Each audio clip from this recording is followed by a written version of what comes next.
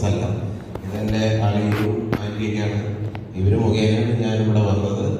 ഇവർ മുഖേനയാണ് ഞാൻ സജി ബ്രദറിനെ അറിഞ്ഞത്.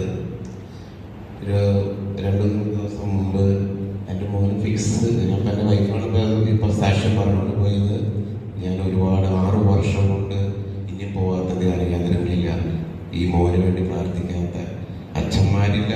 അണക്കര, അട്ടപ്പാടി എല്ലാം ദിവ്യ ധ്യാനകേന്ദ്രം, സജിത് ബ്രദർ എന്നില്ലാത്ത എല്ലാ ബ്രദർമാരും അച്ഛന്മാരും ഇതേപോലെ നിങ്ങളെ പോലുള്ള എല്ലാ നല്ലവരായ മനുഷ്യരും എൻ്റെ മോന് വേണ്ടി പ്രാർത്ഥിച്ചിട്ടുണ്ട്.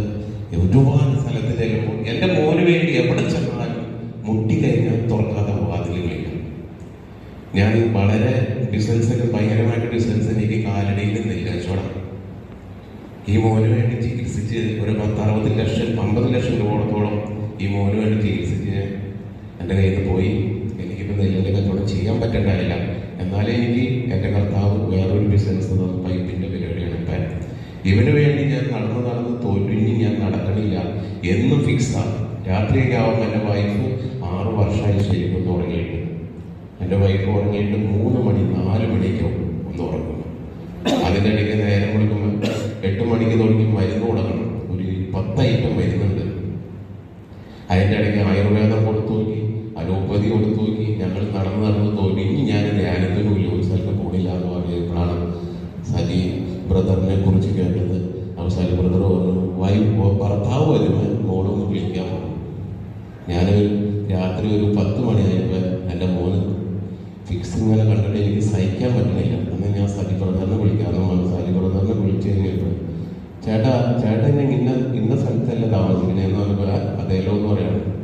അപ്പോൾ ഒരു ഇടിവെട്ടി എനിക്ക് അപ്പം പോകും. അത് കഴിഞ്ഞ് ഞാൻ ബ്രദർ പറഞ്ഞു ചേട്ടൻ ഇന്ന സ്ഥലത്ത് നിന്ന് ഒരു 3 കോടി ജനശനി എന്നല്ല വീട്ടിലേക്ക് പോകണമെന്ന് പറഞ്ഞപ്പോൾ അടുത്ത ഇടിവെട്ടോടെ കിട്ടിയിരിക്കുന്നു. അപ്പം ഞാൻ പറഞ്ഞു അതേ ബ്രദറെ. അത് കഴിഞ്ഞ് ചേട്ടൻ പോകുമ്പോൾ ഒരു പോസ്റ്റിൻ്റെ അടുത്തേക്കാൾ ഒരു കോൺക്രീറ്റ് വഴിയില്ലേന്ന് ചോദിച്ചപ്പോഴും ഞാൻ പറഞ്ഞു അത് തന്നെയാണ് സംഭവം എന്ന് പറഞ്ഞത്. അത് കഴിഞ്ഞ് ചേട്ടന് ഒരു പാടത്തിൻ്റെ സൈഡിലല്ല വീടെന്നൊക്കെ പറഞ്ഞു കഴിഞ്ഞപ്പോൾ ഞാൻ അന്തം വിട്ട് എൻ്റെ ഭാര്യയൊക്കെ ഇങ്ങനെ എന്നെ നോക്കിയിരിക്കുക. ഞാൻ ആകെ പേടിച്ചിരിക്കുക, ദൈവമേ എൻ്റെ വീട്ടിൽ വന്നിരുന്നാണ് ഈ ബ്രദർ പറയണത്. അങ്ങനെ പറഞ്ഞ് എൻ്റെ വീടിനെ കുറിച്ചെല്ലാം എനിക്കറിയാവുന്നതിന് കൂടുതൽ ബ്രദർ ഫോണിലൂടെ സംസാരിക്കും.